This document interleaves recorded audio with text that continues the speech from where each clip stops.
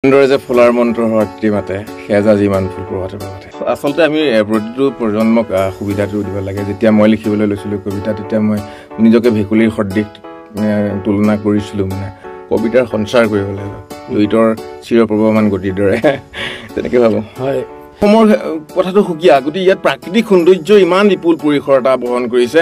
বিষাদো আছে, ক্ৰমাগত কৃষকৰ ফচলো আছে, আৰু পাহাৰৰ কথা কৈ আছে। পাহাৰ মোৰ খুব প্ৰিয়। পাহাৰৰ যেতিয়া ওপৰত পাহাৰী চৰত উপবিষ্ট হওঁ তেতিয়া নিজকে জটাধাৰী মহাদেৱৰ কৈলাশত থকা যেন লাগে। খুব ভাল পাওঁ। নদী ভাল পাওঁ, নদীৰ বালিবোৰ ভাল পাওঁ, নদীৰ বালিত থকা বিভিন্ন চৰাই চিৰিকটিৰ যিবোৰ আস্ফালন বালিমাহীৰ ৰূপবিলাক সেইবোৰ ভাল পাওঁ।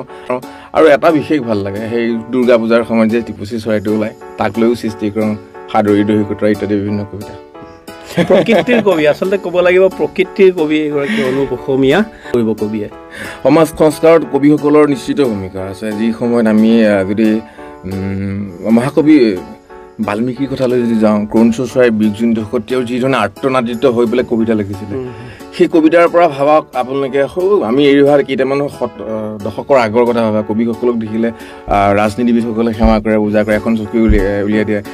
আচলতে এটা আধ্যাত্মিক ৰূপ দেই। এই ৰূপটোৱে যদি আমি বিশ্বাস কৰোঁ সমাজখনৰ প্ৰগতিৰ বাট আৰু সমাজ সুনিয়ন্ত্ৰিত হ'বৰ কাৰণে আমি তৈয়াৰ কৰিব পাৰোঁ, প্ৰকল্প তৈয়াৰ কৰিব পাৰোঁ, ভেটি তৈয়াৰ কৰিব পাৰোঁ। আমাৰ মুখৰ শ্লোগানবোৰ উদীয়মান প্ৰজন্মই বুজিব পৰাকৈ আমি সক্ষম হ'ব লাগে।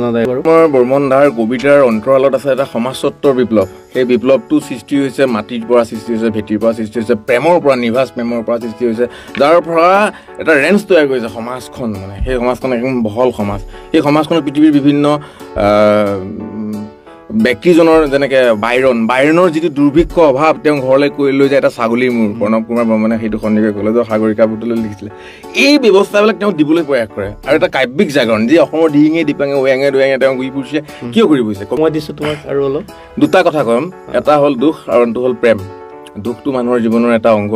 দুখৰ বাবে আমি এৰি আহোঁ নিজৰ ঘৰ বাৰী ঠাই ঠিকনা, আৰু শেষ মুহূৰ্তত এচিতা মাটিত আমি আবদ্ধ হৈ যাওঁ। জুইৰ ভস্মৰ ছায়াই আকাশখন কলীয়া কৰে। সকলো ধৰ্মাৱলম্বী লোকৰ মাজত মই প্ৰেম বিচাৰি পাওঁ, আৰু সকলো ধৰণৰ উচ্চ নিম্ন বুলি কোনো কথা নাই। মই মন্দিৰত গৈ সেই মানুহ পূজাৰীসকলৰ লগত ভাত খাই ভাল পাওঁ। এখন পাহাৰৰ সেই দৰিদ্ৰ ড্ৰাইভাৰজনৰ ঘৰটো মোক খুব ভাল লাগে, থাকি ভাল লাগে। উপমাহীন জীৱনটো।